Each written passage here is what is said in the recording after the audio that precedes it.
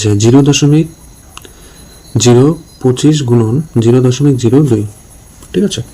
তাহলে এটা আমরা কিভাবে করব একটু মনোযোগ দিয়ে দেখবে সবাই। 4 নম্বর দিয়ে 0.25 আমরা মেন ভ্যালুটা নিই, ঠিক আছে। ভাগশেষ শূন্যর ভ্যালুটাকে না ধরে মেন ভ্যালুটাকে যদি আমরা নিই তাহলে থাকছে কত 25, নিচে ডিভাইডেড বাই দশমিকের পরে কটা সংখ্যা আছে, দশমিকের পরে 3টা সংখ্যা আছে, তাহলে অবশ্যই 3টে শূন্য দেবে, গুণন এখানে মেন ভ্যালুটা কত আছে 2, ঠিক আছে।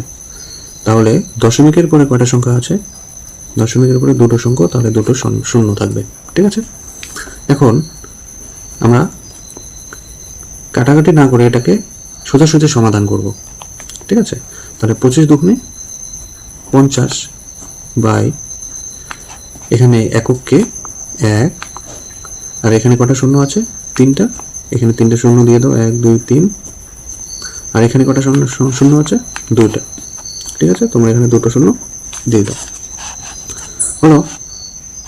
এখন দেখো এই উপরের একটা সংখ্যা শূন্য, নিচের একটা শূন্য আমরা কাটতে পারি।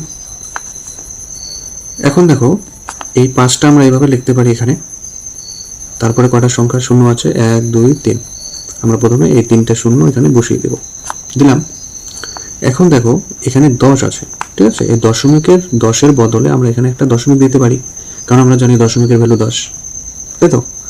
তাহলে এই দশমিকের 10-এর বদলে আমরা একটা দশমিক দিয়ে দিলাম, আর সামনে কিছু নেই মানে একটা শূন্য বসিয়ে দাও, হলো।